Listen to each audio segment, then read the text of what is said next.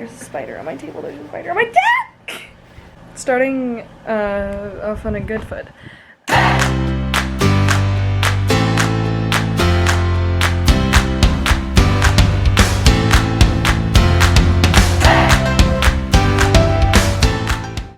Hello, welcome to this week's vlog. Today is Friday, which is different because I usually start on a Tuesday, so obviously I'm not vlogging this week.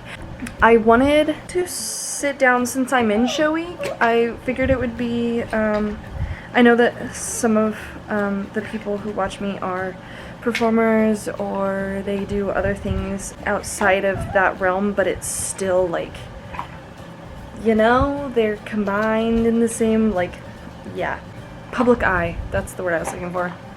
So I figured that it could be an interesting topic to discuss what it's like with anxiety and having body dysmorphia and performing as I do, and some ways that I kind of overcome that, I guess. To start off, I'm currently in The Government Inspector, which is a play. I have really only done plays for K-State. I do prefer musicals. I am in 2 musicals over the summer currently, as far as I know. And then my goal is to be a professional actor, so that involves musicals, plays, and all things in between. A lot of my life revolves around being in the public eye, being seen all the time in costumes and such that I don't necessarily choose. So, hey. And some people ask me if I get nervous, if I get stage fright, things like that. I don't, mostly because the moment that I hit the stage, I am no longer paying attention to anything that belongs to me. If I let my own thoughts seep in during a performance, it just wouldn't be as good. I wouldn't be as focused on what I'm doing. It's kind of something that helps me when I'm on stage. When I'm off stage, it's a different story. So with this particular show, Government Inspector, I'm in a corset and 2 layers of skirts, tights, and an apron, and like 2 layers of shirts. So it's a lot, and it does make me look big, which I don't like at all, but I can't control that. With this particular costume, not looking at myself as much as possible helps. And that's really the only thing I can do. Since I don't have control over my costume, the only thing that I can do is ignore the costume and do my work. I also am so negative towards myself during performances.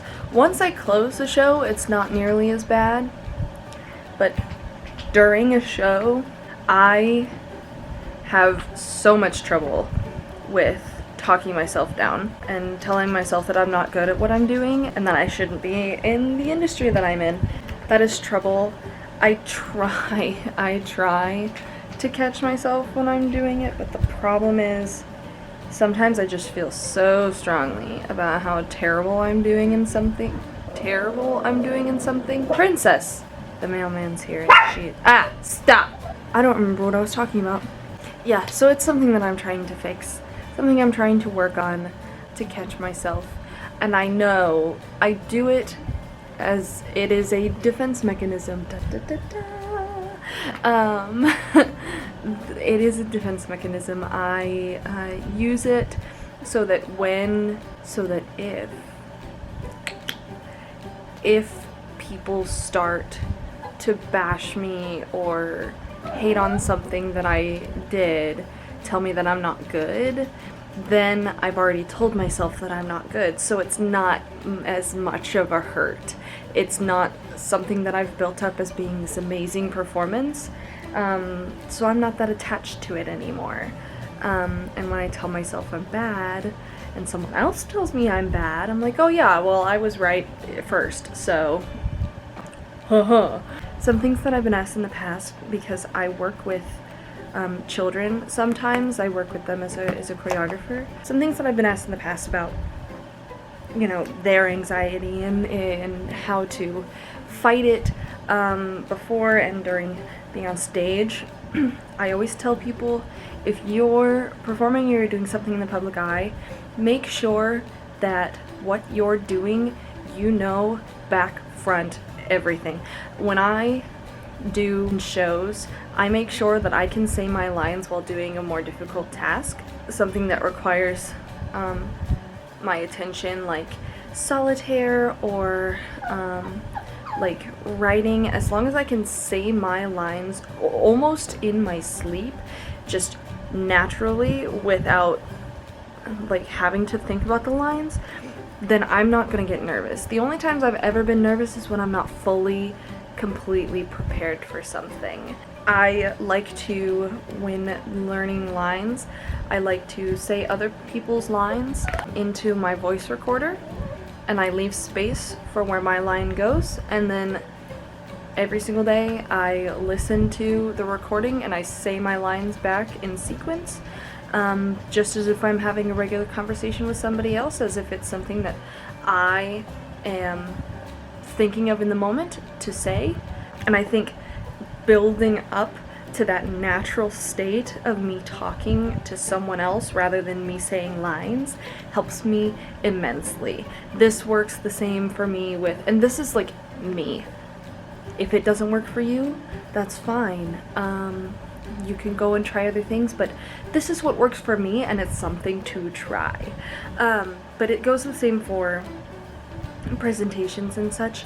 I memorize the crap out of presentations. I'm not great at public speaking, which a lot of people are really shocked about because I spend so much time on stage, but it's true. It's not, you know, I'm just not good at public speaking. I don't know. Just because if I am not given words to say specifically, I don't know, something in my brain, I'm like, and I just can't. I can't speak words, which is funny because I did improvisational comedy for a while. Once I get on stage, it's kind of like my brain just goes, and there's nothing going on in my head. And somebody gives me a line and it's just natural for me to just, haha, this is my next line. Like, if that makes any sense to you. Yes, knowing everything inside and out is so helpful for me and my anxiety. Where I have a hard time controlling said anxiety is when it comes to relationships with my cast. Especially with this show, and there have been a couple other shows in my life where it's been like this. When I get into a cast, I just get like, it grows from like of me thinking like they hate me, or like, oh, they think I'm not doing good enough, they think that they could do better than me, this blah blah blah, this and that. It just fires, it just keeps firing in my head of, you know, I'm not good enough for this, they don't think I'm good enough for this, they don't like me, they're talking about me behind my back, things like that. It comes up a lot when I'm in rehearsals. And I had a conversation with one of the girls the other day, and she was talking about how she thought that the cast like didn't like her, people were talking behind her back about things, and I was like, me too. That's how I know it's in my head. That's how I know. If somebody tells me that they feel the same way about it as I do, I'm like, oh yes, perfect. So that means that it's not happening to me, and I am just making this up in my head. That is something that I'm still working on. If you have any suggestions, my fellow anxiety friends, who do any kind of group project, anything that involves a group of people that have to be close, I will take your suggestions, because I'm still working on that, and it's not coming along, you know? And there's also the last thing that I want to say. There's also moments during rehearsal, but like every single show that I've done, there has been moments within the rehearsal process where in my head I'm like, I'm gonna be on stage and all these people are gonna see me, I have to lose weight, which is crap. I mean, I'm just gonna throw that out there. It's just crap. You know, you were cast for who you are. And hey. And if I was cast at a size 4, and by the time I get to by the time I get to the show, I'm like a 2 or a 0, I'm not going to be the same person in their eyes anymore. You know, a lot of what goes into the casting for shows has to do with looks, which is so unfortunate for, you know, me and people who are like me, but it's something that you have to accept. People cast you for, you know, what you look like on top of your talent with it and how you play the character that they want you to play. And I think something that helps me accept that is the director wanted me just as I am. Doesn't matter what I look like, I am important the way that I look. That's the final thing I was gonna say. You know, if you have any suggestions on ways that you help yourselves, you know other people help themselves in these situations, I would love to know it, because just like you and everyone else in this world, I do not have everything figured out, obviously. I'm still working on myself every day, and I hope that you are too. Anyway, with that being said, as always, I hope you have a great Tuesday. Thanks for watching. If you have any questions, you want to talk, you can feel free to comment down below. Send me an email at vlogswithbree@gmail.com. You can message me on Facebook, Instagram, Twitter, Snapchat, any of those fun things. I will see you next week. Next week will be a normal kind of vlog. Granted, I'll still be in the show. We'll still be running the show, but it will be a normal styled vlog just because I won't be, you know, getting out at 11:15 every night anymore since we opened last night. So, yes, next week will be a regularly styled vlog, and yeah, thanks for watching.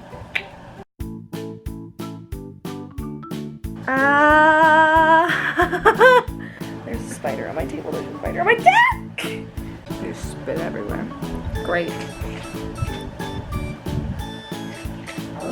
Hey, Mommy's filming.